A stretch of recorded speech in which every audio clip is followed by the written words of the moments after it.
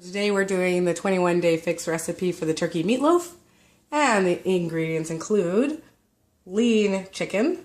You should use turkey, but we're using chicken today. All natural mild salsa, cooked quinoa, large eggs, garlic, Himalayan salt, and ground black pepper with fresh parsley. So today, on top of doing the meatloaf, we're also going to do what? We're going to do Brussels sprouts, fresh Brussels sprouts with lemon. We're going to cook the quinoa is the first thing we're going to do. So with the quinoa, we're just using a regular yellow quinoa, and it's the same as rice. For the ratio, it's 2 to 1, so 2 water, 1 quinoa. First thing you want to do, obviously, is measure it out. You want to rinse your quinoa every single time because there's a coating on the quinoa that can make it taste soapy. There's a coating on the quinoa, and some of it says it's pre-rinsed, and I still always give mine a really good rinse with cold water. There's a coating that can make it taste soapy or bitter. Alright, so we're working with a 2 to 1 ratio. So we did 1 cup of quinoa, so we're going to do 2 cups of low sodium chicken broth. So chicken broth is not called for in the actual recipe for 21-day fix, so why are you adding it? I'm adding the chicken broth because I find it gives it a lot more flavor. And yeah, when I make quinoa, I usually do it depending on what I'm making with vegetable or chicken broth. So you can totally use water. If you're using water, I'd add a little bit more salt just for seasoning, just for flavor. I'm just using a little tiny bit of salt because even though it's low sodium, there's still salt in there, and some black pepper. Alright, so for the quinoa, how we're going to cook it is lid on. We're going to bring it to a boil on high heat, and then we're going to simmer it. We're going to turn it down to low, simmer, for 15 to 20 minutes. We're changing up the recipe a little tiny bit. I'm kind of doing a Mexican flair on it today because I saw the natural salsa in the recipe, and I thought that was kind of cool. It's a little bit different for a meatloaf recipe, so I thought, why not, for a little bit of heat, throw in a jalapeno, and some fresh cilantro. So we're still going to do a little bit of parsley. If somebody doesn't like a lot of spice, would you still recommend adding the jalapeno? I totally would, and you can seed it. You can take the seeds out because that's the spiciest part of the jalapeno. Okay. So do you like spice? Do you like it spicy? I like mild spice. Mild spice? Okay. I will see how spicy it gets. We don't have to add all of it. I'll chop it for now.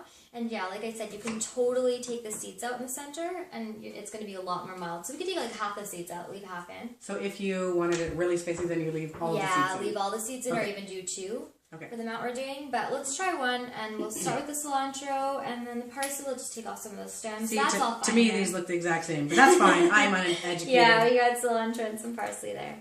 All right. So I don't know if you guys know this, but Carly is an applicant for Top Chef Canada. Master Chef. Master Chef Canada. Top Chef. I'm not a chef. I'm just like a home cook, but yeah, it's pretty exciting. Really nerve-wracking. So I don't know how far I will go on it, but it's exciting. So she has already just accepted straight into the top 100. Yeah. So how small am I chopping this? Just a rough chop, like exactly what you're doing, is absolutely perfect. We're going to put most of it into the meatloaf, and then I'm going to save a little bit to put fresh on top. Parsley? Should I cut off these big long stems? Yeah, cut off the stems. They're just a little bit bitter. It's not going to hurt you or anything. Just doesn't taste very awesome? Right into the garbage. So, just from my experience of jalapenos, like I use jalapenos in a lot of my cooking, and just even from the smell of this and like the heat on my hands, it's not that spicy. So it's totally up to you how much we want to add, but I would go for the whole thing. Make this. I'm into it. Alright, and we're using a mild salsa, so we're not getting too much heat from that. Yep, we are having organic mild salsa. That's a cool additive. I like that idea. Knife skills and having good knives, I think, is like one of the most important things in the kitchen. I do not have. Sharp. Yeah, using a dull knife is a lot more dangerous than using a sharp knife. Is there anything that you could, like I have one of those little pureer things, could I do this and that instead, or is that a terrible idea? The herbs are sometimes, they can bruise pretty easily. They're actually like pretty delicate. Something like this, the jalapeno, you totally could do in the chopper or the food processor. What do you mean the herbs bruise? Well, really, yeah, I know. They're really, really delicate. So if you're using like a dull knife and you don't like even say like the back knife, if it was like a dull knife, and you don't fully go through, that actually bruises it, and it can just change the flavor, and it's when you kind of start seeing like black lines, kind of like. Anyways, it's not a big deal, but I would definitely just do it by hand. Our quinoa's having something. Alright, our quinoa is totally boiling, so we're going to turn it down to low. So we're going to give it about 15 minutes. You definitely don't want to overcook it, especially because it's going in the meatloaf, where it's going to continue to cook. So we're going to let this go for about 10 to 15 minutes with the lid on. Taking the skin off and this is a clove? Yeah, it's a big clove. So it says 3, but those are really big cloves, so I think we're just going to do 2. And we have a garlic press here. You can totally chop it by hand, but we have the press, so why not? I picked out Viking garlic is what I did. Yeah, I you see totally the biggest did. one. 2 large eggs, lightly beaten. So do it in a separate bowl, just so that you don't, if you get shells or anything like that and you want to beat it, we'll just do it in its own little bowl here. I laughed when I read the recipe and it said lightly beaten. These poor eggs. We're bruising our herbs and we're beating our eggs. It's not good. At least it's a light beating. These poor eggs. You know what I have? I'm even professional. Check this out. Look at. You want to use this? Yeah, that's sweet. Look at. I'm not a total failure. This is 4 lightly beating eggs. Just got these eggs a little bit beaten here. Poor screaming eggs over there. Poor eggs. You're going to be done this meatloaf recipe by the time I am done doing this. So if you want to crush the garlic, you can just put it on your cutting board, put the knife down, and press down with the palm of your hand so you hear it crack like that, and then the skin pops right off. Oh. Yeah. So you need like way more than that off. Yeah, oh, like I see. Push quite a bit. Oh, I was doing that wrong the whole time. Yeah, and just take the skin off. It's pretty easy. I mean, once you know how to do it. This is actually on there pretty good, the skin. Because I got Viking garlic. Okay. It doesn't give up its skin easy. No, it really doesn't. So we're putting it through the press. This is our bowl that we're going to be doing our meatloaf in. So, that is hard garlic. It's Viking garlic, I tell you. She's the cook, I'm the fitness expert. Watch this, this will be bad. Oh, that's really in there. Perfect. Is that it? That's all? Yeah. And then put the, let's just take this knife. Oh, try not to cut, yeah? Oh, and we got one more clove. That Viking garlic barely even fits in there. That's pretty good.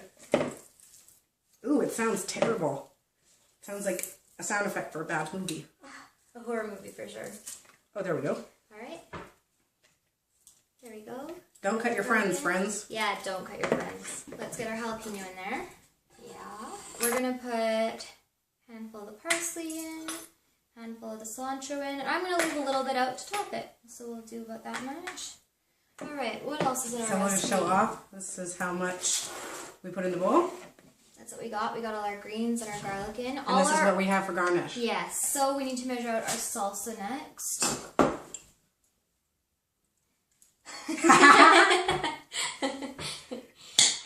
There we go. Oh, I am good my for something. coach for real? That's it. I need some strength. So we're doing a cup of salsa. Ooh, this is nice salsa. Okay. There, Viking garlic and some nice salsa. So goes. 1 cup of organic natural salsa. Yeah. So the recipe actually calls for lean turkey, but we're just going to use chicken instead. Yeah, which is totally fine. Alright, so we're adding our 2 eggs that are lightly beaten right into the mix. Can I do it? You can put, yeah, of course. You can add as much black pepper as you want. So don't Tell me forget, when. we have the jalapenos in there, so that's probably good. Yeah, we can always add more before And we're here. using the pink Yeah, Himalayan so salt. it's a teaspoon. So I do, let's try like 5 turns. Looks good? Yeah, that looks good. Starting with a spatula and just start getting the egg and everything mixed in there. And then with meatloaf, I usually go in with my hands, honestly, to mix it up and just get it really nicely mixed so it's all incorporated. And this is, you can see there's actually quite a bit of moisture in here between the salsa and the eggs, and that's good. That's what you want. It'll keep it nice and moist and keep it from drying out. It's incorporating pretty well because it's pretty moist, so I think I'm alright with just the spatula this time. The consistency isn't really going to change a whole lot. It's more just that it's fully incorporated. Pretty good now. You can see it all looks like a good mixture. So this is our quinoa after 10 minutes. It's not quite done yet. There's still quite a bit of moisture in there, and that's totally fine. We can drain off the extra. I'm going to let it go for another 5 minutes, I think, because it's on pretty low. And we'll have a look at it then and see if we're happy with it. Alright, Selena, are you going to try cutting these Brussels sprouts? I will film you. Selena's going to cut this one to show you guys how easy it is. So we chop off the end? Yep. Does it matter how much? Don't cut up too much of it, just what you have to pretty much. Yep, perfect. Throw that in the compost pile. And then you were saying flat this way? Yeah, flat, and it just lessens the chance of cutting yourself. Oh, that does make it way easier. All right. Okay, so I see. There's a core there. Yeah, the core is a little triangle. triangle. It might be a little bit hard to see on the video, but yeah, we're just cutting that core out. So now if you had a food processor, you would only take it to this step. you could just cut the core out, and then you could literally just feed them through the food processor and save yourself a lot of time. It doesn't take too much time to do it by hand either, but I'm just saying if you're doing a lot for, like, I do them for Thanksgiving dinner, say, and I do a couple of pounds, and it takes a little bit of time. So yeah, we're just doing ours by hand today. So then I take this and I cut it just straight into slices? Yeah, perfect. And this is a julienne cut. Perfect. That's exactly how I do it. Flip it down so you always have the flat side on the cutting board. And your cutting technique is exquisite. Thank you. From a professional. Throw it into our mix. Throw it into our mix. And there, into all our beautiful Brussels sprouts. So it's gone about 15. Put this here for now. And it is perfect. I don't know if you guys can see the texture here, but it's nice and fluffy. You definitely don't want to overcook it. Like I said, it's going to be going into the meatloaf. There's still a little bit of liquid. We're going to drain it off, so that's no problem. This is more of a sieve because it's a really, really fine mesh. And that prevents us from losing any of our delicious little quinoa pieces. And you can just let that sit in there, you know, for about 5 minutes. Drain off any extra moisture. Plus, we need it to cool before we add it to the meatloaf. So yeah, 5 minutes I'd say is good. I wouldn't want to rinse it now at this point. You'd lose some of the flavor and the texture, just like you actually shouldn't rinse pasta. You know, lots of people rinse pasta after it's cooked, but you actually need the gluten on the outside of the pasta to attach the sauce to it, or like that's the best way to do it. So I wouldn't rinse it, I would let it cool. You could totally put it in the fridge though at this point too if you were wanting to cool it quicker. 1 cup of raw quinoa makes about 3 cups of cooked quinoa, so you'll have some in your fridge if you want to use it for something else. For the turkey here, or sorry, this is chicken actually, we still have to add the quinoa, so it's not quite done yet. It was cold when we took it out, so it's still pretty cold right now. Meat should be at room temperature when you cook it. Meatloaf, it's not so bad, it's going to cook pretty evenly, but especially if you're grilling or frying something like steak or even chicken, you bring it right up to room temp and then you get it going then, and that's how you're going to cook it the most evenly. It is a danger zone, so it's not like you want to leave it on your counter all day or anything like that. You want to be really aware of how close it is getting to the temperature. Alright, so our quinoa is pretty much cooled down here. So the recipe calls for 1 cup, so I'm just going to take our trusty measuring cup here, measure out a cup, and the rest Lena's just going to keep for another time. So it's still steaming a little bit there. It could probably cool down a bit more, but it's not going to hurt anything. Put it in, and mix it in. And quinoa is actually gluten-free, so this whole recipe, and including the Brussels sprouts I'm making, are gluten-free. So if you have problems with gluten or you're celiac, you could totally make this and have no issues. And we are ready to put this in our muffin tins. So we're actually using muffin tins today. The recipe calls for a loaf, but there's a couple reasons I want to choose muffin tins. First of all, it's fun. Second of all, you get more surface area on the meatloaf, and I don't know about you guys, but my favorite part is always like the crispy top or the crispy sides.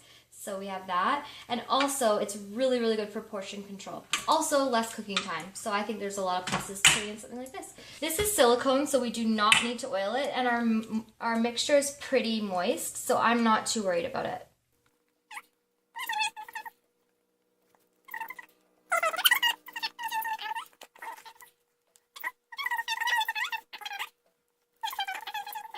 These aren't gonna rise at all because, yeah, there's no rising agent. It's not quite like baking. They might puff up a little tiny bit with the quinoa, but nothing like. And these are ready to go in the oven.